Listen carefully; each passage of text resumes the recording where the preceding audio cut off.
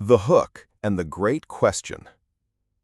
Imagine waking up one day with the uncanny realization that every decision you've ever made, every fork in the road, every yes and every no, was not truly yours. You thought it was freedom, you thought it was choice, but underneath the surface, it was fear pulling the strings. Not the dramatic kind of fear you see in movies, but something subtler, quieter, more insidious. A hidden architect that has been shaping your life from the shadows. Consider this. How many times have you told yourself, "I can't do this," before even trying? How often have you walked away from love because the thought of rejection felt unbearable? How many dreams have you silently buried because the risk of failure seemed louder than the whisper of possibility? And more disturbingly, how many paths have you walked not because you wanted to, but because fear told you it was safer, easier, or more acceptable to others? Now imagine peeling back the layers of your life like an old manuscript, only to discover that fear had edited every chapter.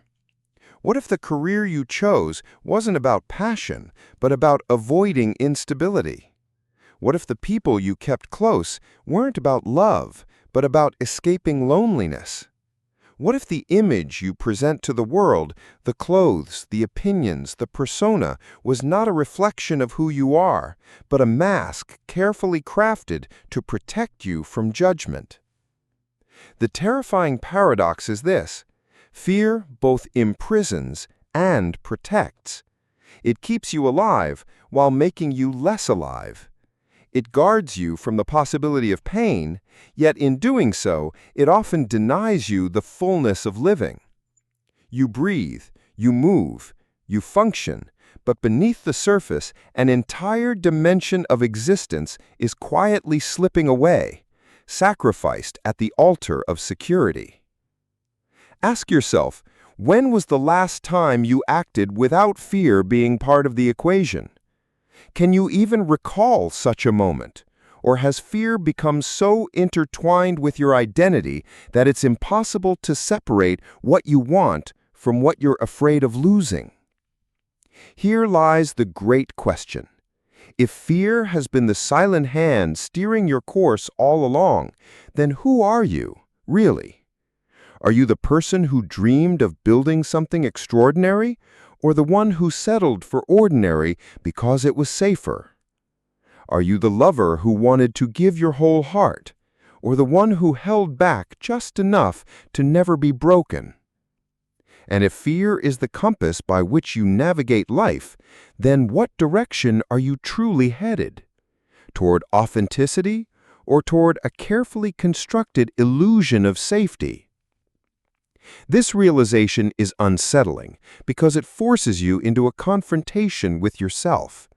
It's not just about what you've lost, it's about what you never dared to even attempt.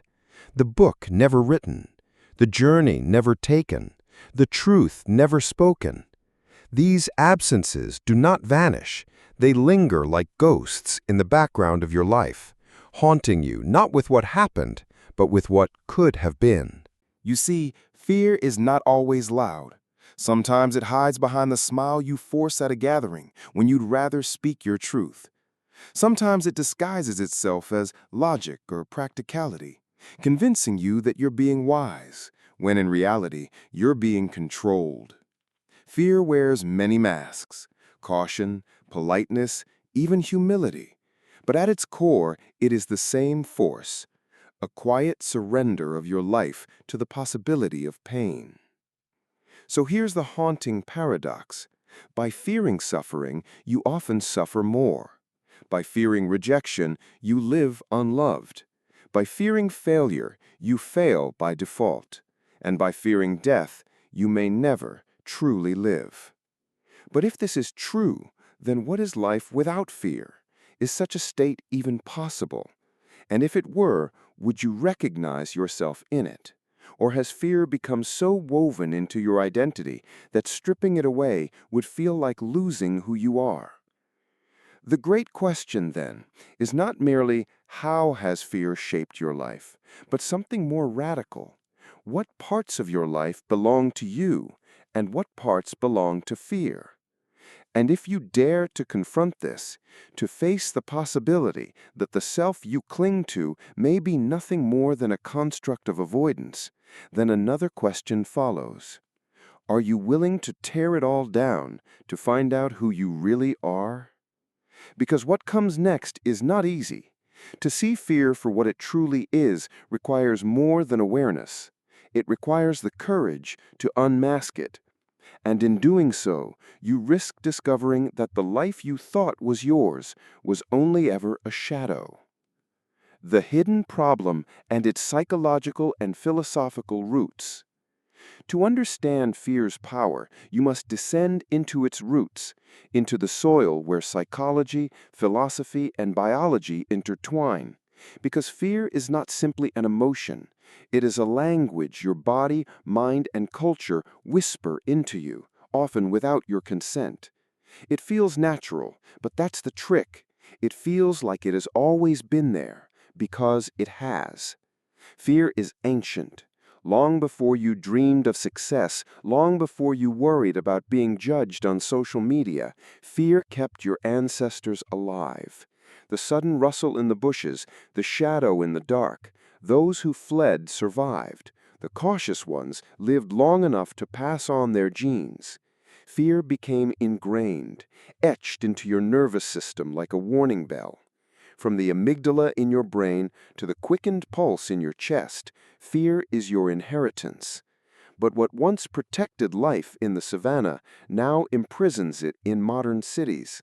The lion no longer lurks, but the amygdala fires anyway, at deadlines, at rejection emails, at the silence after you confess your feelings. And here lies the hidden problem. Fear doesn't distinguish between physical death and social death. To the nervous system, embarrassment can feel as threatening as a predator's teeth. Rejection by peers can echo the ancient terror of being cast out from the tribe. You fear not only for your life, but for your identity, your image, your belonging. And this subtle mutation of fear into something psychological, cultural, and existential means it governs choices far beyond survival. Carl Jung once wrote that people will do anything, no matter how absurd, to avoid facing their own souls. Why? Because to face the soul means to face fear. Fear of your own shadow, those parts of yourself you denied, suppressed, or rejected. To avoid it, people stay busy, obedient, distracted. You scroll endlessly. You chase external validation. You drown yourself in noise, not because life is inherently noisy, but because silence would force you to meet the fears you've hidden. Nietzsche, too, saw this paradox. He observed that humanity clings to comfort and certainty, not because it makes life more meaningful, but because it shields us from the abyss of uncertainty, of suffering, of death. Man suffers most, Nietzsche said, not from a lack of pleasure, but from a lack of meaning. And yet, to pursue meaning often requires risking pain, something fear convinces you to avoid at all costs. So you trade greatness for safety, purpose for predictability. Arthur Schopenhauer, far more pessimistic, argued that life itself is suffering, driven by blind will. To him, fear was inevitable, because desire itself is endless. To want is to fear not getting.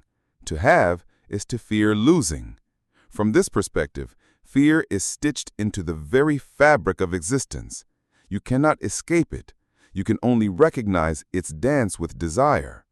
But what if the problem isn't fear itself, but the way you relate to it? Aldous Huxley warned of a future where people wouldn't need chains or tyrants to keep them docile. They would be enslaved by comfort, addicted to security, numbed by entertainment. In such a world, fear isn't just about survival. It is cultivated, amplified, commodified. Entire industries thrive by inflaming your fear. Fear of aging, fear of inadequacy, fear of missing out. The marketplace whispers, "You are not enough, but we can fix you for a price." And so you learn to obey fear like a silent master. You obey it when you choose a degree, not because you love it, but because it feels safe. You obey it when you keep quiet in a meeting, not because you agree, but because you fear ridicule. You obey it when you stay in relationships that have long since died, because solitude feels like exile.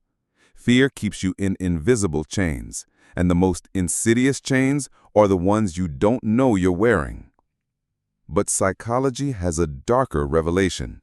The human mind adapts to fear by normalizing it.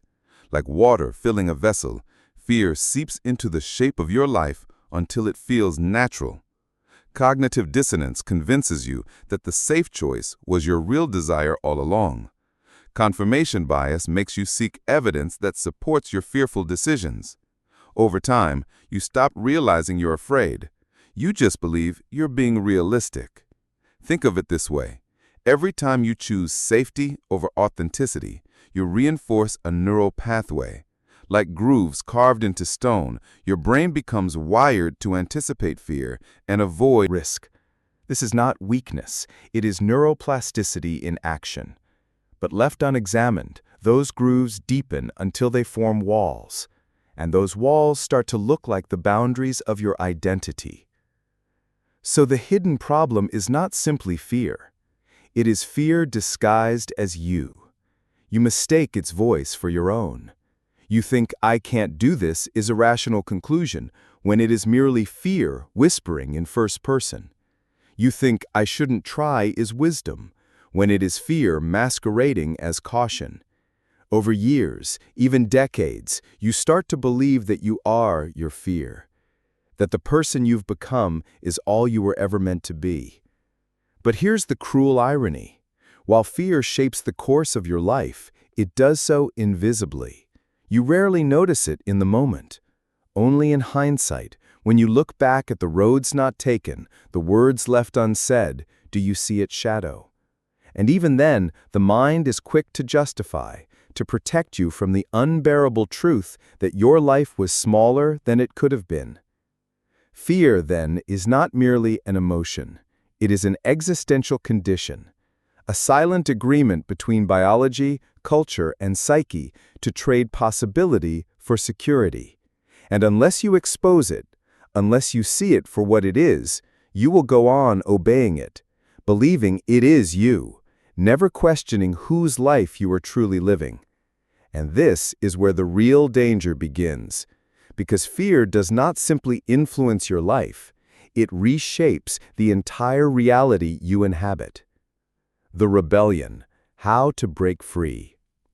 Up until now, fear has seemed like an inevitable force, ancient, biological, cultural, invisible. But history shows us that every invisible empire can be overthrown. And the rebellion against fear does not begin with slaying it like an enemy. It begins with seeing it for what it is, a prison guard that convinces you the door is locked when in truth it has always been ajar. Breaking free does not mean eradicating fear. That is impossible. To be alive is to fear. But freedom lies in learning to walk with it, to rebel against its tyranny, to act in spite of its whispers. Courage is not the absence of fear. Courage is the decision that something else, truth, love, creation, meaning, is more important. But how do you reach this place? The rebellion begins with awareness. The first act of defiance is simply to name fear when it arises. Most people let it slip by in disguise, calling it being realistic, being practical, or being careful. To rebel is to strip the mask off and say, "This is fear speaking." The moment you can name it, you separate yourself from it. You remember, you are not fear's voice. You are the one who hears it. From here, the rebellion grows deeper. Jung would call it shadow work. The courage to confront the parts of yourself fear keeps hidden. The shame, the insecurities, the buried desires. Most avoid this inner confrontation for decades because fear warns them, if you face this, you will unravel. But the truth is the opposite. By facing it, you become whole. Shadow work is Rebellion, because it denies fear the power of secrecy. It drags the unspoken into the light, where it loses its hold. Nietzsche urged humanity toward the figure of the Übermensch, not a perfect human, but one who has created their own values rather than living by inherited ones. To rebel against fear is to stop asking, "What will they think?" and start asking, "What do I will?" Fear thrives on external judgment. Rebellion thrives on self-authorship. You seize the pen back from fear and begin writing your own script. But rebellion is not only philosophical, it is practical. To break fear's conditioning, you must train your nervous system through small acts of defiance. Fear is loudest when you stand on the threshold of change, but like a muscle, courage strengthens with use. Speak the truth once when you would normally stay silent. Take one risk where you would normally retreat. Each act of defiance widens the corridor by an inch, and inch by inch, the walls lose their power. Consider Viktor Frankl, imprisoned in Auschwitz, stripped of freedom, dignity, and security. He realized that even in such horror, one freedom remained, the freedom to choose his response. "Everything can be taken from a man but one thing," he wrote, "the last of human freedoms, to choose one's attitude in any set of circumstances." This is the ultimate rebellion. Fear can take your safety, your certainty, even your body, but it cannot take your will, unless you surrender it. Yet rebellion is not always heroic. Sometimes it is quiet, even tender. To tell someone you love them despite the risk of rejection, to pick up the paintbrush after decades of silence, to walk away from the job that suffocates you, even if it means walking into uncertainty. These are not grand revolutions, they are personal ones, but they matter because each small rebellion reclaims a piece of your life from fear's empire. Of course, rebellion carries risk. You will stumble. You will be laughed at. You will fail. But failure is not the enemy fear tells you it is. Failure is a teacher. Every failure expands your resilience, proving that fear's predictions were exaggerated. Each time you fall and rise, you weaken fear's credibility. Eventually, you learn the secret. Fear does not vanish, but its voice loses authority. And here lies the paradox of rebellion. The more you embrace fear, the less it owns you. When you stop running from it, you discover that most of its power was illusion. Like shadows that vanish when faced, fear shrinks under the light of direct confrontation. But this rebellion also demands a shift in perspective. You must stop seeing fear as an obstacle and start seeing it as a compass. Because the things you fear most, authentic expression, vulnerability, risking the unknown, are often the very things that matter most. Fear guards the doorway to meaning. If you walk only where there is no fear, you walk only in circles. This is why so many who dare, artists, activists, pioneers, feel fear constantly. They do not wait for it to disappear. They treat it as a signpost. If it terrifies them, it must be important. If it makes their heart race, it must be alive. Fear becomes not a chain, but a signal, pointing to where growth waits. So rebellion is not a single act, but a way of living. It is a daily refusal to let fear define the boundaries of your life. It is the choice to act with trembling hands, with racing heart, with uncertainty, and to do it anyway. Because in the end, the greatest rebellion is not against fear itself, but against the small life it wants you to live. And once you taste this freedom, once you realize the door was never locked, a new question arises. Not how do I live without fear, but what could I create? Who could I become if fear no longer decided for me?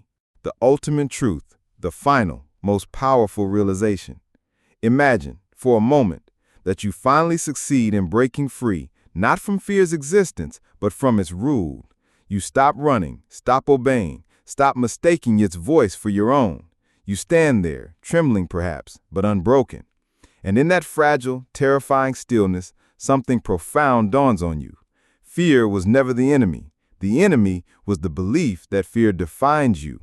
The truth is almost unbearable in its simplicity. You are not fear. You are the awareness that perceives fear. Fear is an experience, not an identity. It is weather, not sky. Passing clouds, not the vastness they drift through. For years, you lived as though the clouds were all there was, forgetting the vast horizon behind them. But once you recognize yourself as the sky, fear loses its grip. This is the ultimate realization. Fear will always knock at your door, but it does not own the house. You are the host, not the guest. And once you see this, your relationship to life transforms. You begin to understand that every great life has been shaped not by the absence of fear, but by a dance with it. The artist who unveils a masterpiece feels fear that it will be ridiculed. The revolutionary who speaks truth to power fears imprisonment. The lover who bears their soul fears rejection. Yet in all these cases, the greatness lies not in the banishment of fear, but in the choice to act regardless. Fear is not the wall, it is the threshold. And here's the paradox. When you stop trying to annihilate fear, you find that it softens. When you welcome it as a companion, it stops screaming for attention.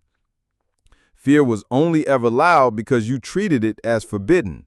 Accept it, and its voice blends into the background, no longer a tyrant, but a reminder that you are alive. Philosophically, this realization changes everything. Sartre was right. We are condemned to be free. But within that freedom lies the power to choose how we relate to fear. If you see fear as a prison, you will live confined. If you see it as a guide, you will live expanded. Freedom is not Absence of constraint.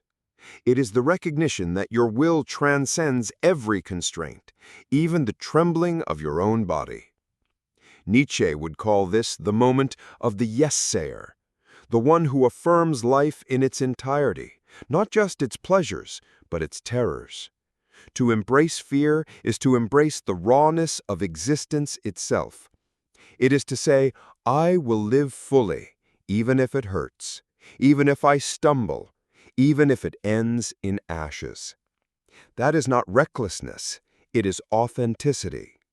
And Jung would remind you that the shadow you feared to confront was never your enemy, but your teacher. By integrating fear, by welcoming the rejected parts of yourself, you do not become fearless, you become whole. Wholeness is not perfection. It is the ability to look at yourself in the mirror, flaws and all, and say, this too is me, and I will not hide it anymore. Once you see this, something remarkable happens. Your life stops being about avoidance and starts being about creation. You no longer ask, how can I stay safe? But what can I build, give, become? You stop shrinking from the abyss and start shaping meaning from it. Viktor Frankl, in the concentration camp, discovered that meaning is stronger than fear.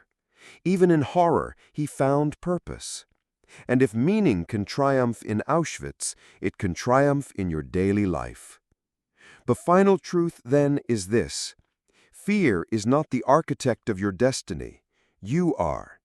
Fear will always be present, whispering its warnings, but destiny belongs to the one who hears those whispers and says, thank you, but I will choose my own way. And perhaps the most liberating discovery is this. Life without fear would not be life at all. It would be numbness, apathy, inertia. Fear is the price of love, ambition, creation. To fear is to care. The only people who never fear are the ones who have nothing left to lose.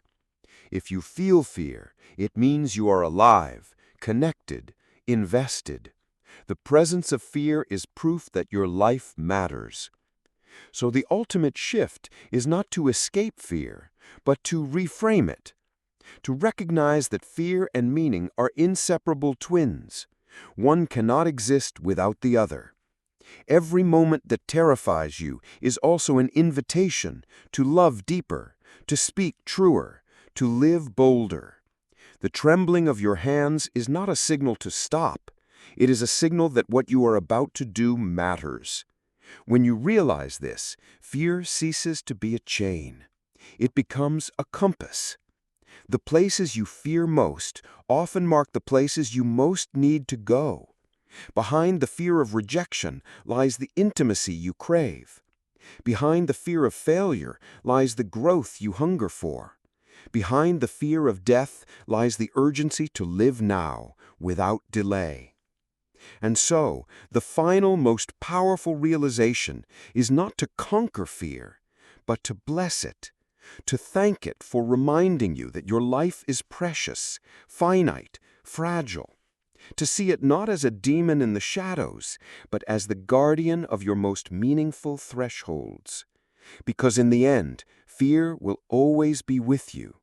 The question is no longer, how do I get rid of it? But what will I do alongside it? Will you let it steer the course of your life, or will you take the wheel, trembling but awake? Imagine yourself years from now looking back. Do you want to remember a life in which fear decided for you, or one in which you chose to walk through the fire again and again to reach the things that mattered most? That choice is already here, now, in this moment. And so, the ultimate truth, fear shapes your life only until you realize it doesn't have to. The moment you claim authorship, fear becomes just another character in the story, not the writer. The pen has always been in your hands. Write with trembling fingers if you must, but write.